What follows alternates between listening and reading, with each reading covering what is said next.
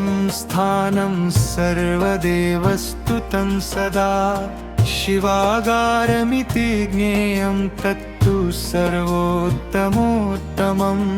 यत्र साम्बो महादेव सर्वदेवोत्तमोत्तमः सर्ववेदस्तुतो नित्यं लिङ्गाकारेण तिष्ठति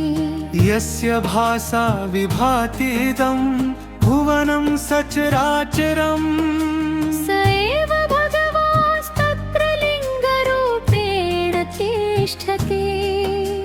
विभाति यस्य भासैव सहस्रकिरणो रविः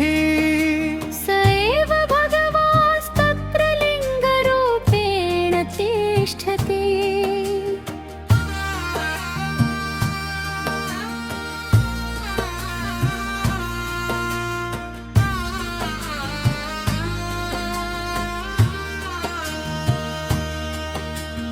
येनैव भास्यते चन्द्र पूर्णः सर्वकलाश्रयः स एव भगवास्तत्र लिङ्गरूपेण तिष्ठति येनैव भान्ति नभसि तारकः सप्रभापि स एव भगवास्तत्र लिङ्गरूपेण तिष्ठति यो निष्कलो निर्गुणश्च निराकरो निरञ्जनः स एव भगवास्तत्र लिङ्गरूपेण तिष्ठति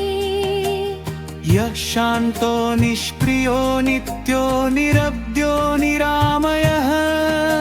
स एव भगवास्तत्र लिङ्गरूपेण तिष्ठति यः सर्वरूप सर्वात्मा यः सर्वान्तरगः सदा स एव भगवास्तत्र लिङ्गरूपेण तिष्ठति यत्प्रविश्यान्तरं सुप्तं प्रचोदयति मानसं स एव भगवास्तत्र लिङ्गरूपेण तिष्ठति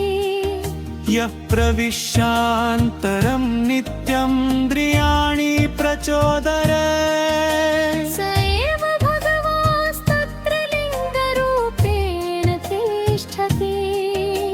यद्भीत्या वाति पवन यद्भीत्योदेति भानुमान् स एव भगवास्तत्र लिङ्गरूपेण तिष्ठति यद्भीत्या ज्वलते वह्विरिन्द्रश्च कुलिशायुधः स एव भगवास्तत्र लिङ्गरूपेण तिष्ठति यत्प्रसादेन वैकुण्ठं प्राप पूर्वं जनार्दनः स एव भगवास्तत्र लिङ्गरूपेण तिष्ठति यत्प्रसादेन लोकानां पालको भूजनार्दनः स एव भगवास्तत्र लिङ्गरूपेण तिष्ठति यत्प्रसादान् महालक्ष्मी प्राप पूर्वं जनार्दनः स एव भगवास्तत्र लिङ्गरूपेण तिष्ठति यत्प्रसादान् महालक्ष्मी प्राप पूर्वं जनार्दनः स एव भगवास्तत्र लिङ्गरूपेण तिष्ठति यत्प्रसादेन लोकानां पालको भूजनार्दनः स एव भगवास्तत्र लिङ्गरूपेण तिष्ठति यत्प्रसादान् महालक्ष्मी प्राप पूर्वं जनार्दनः स एव भगवास्तत्र लिङ्गरूपेण तिष्ठति यत्प्रसादेन लोकानां पालको भूजनार्दनः स एव भगवास्तत्र लिङ्गरूपेण तिष्ठति तत्प्रसादान् महालक्ष्मी प्राप पूर्वं जनार्दनः स एव भगवास्तत्र लिङ्गरूपेण तिष्ठति यत्प्रसादेन दीनोऽपि ध्यायते धनिना वरः स एव भगवास्तत्र लिङ्गरूपेण तिष्ठति यत्प्रसादेन मोक्षोऽपि सुलभः सर्वजन्मना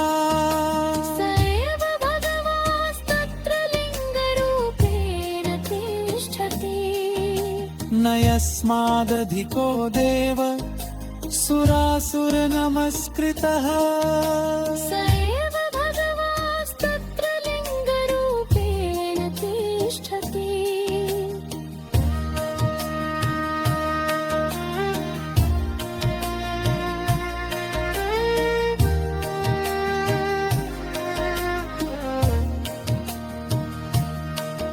यतो वाचो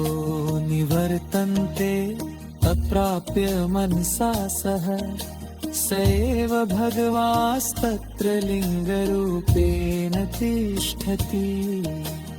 यस्य स्मरणमात्रेण जन्तुर्मुच्येत बन्धना स एव भगवास्तत्र लिङ्गरूपेण तिष्ठति कलिङ्गपूजर्यानन्तफलं सम्प्राप्यते जनैः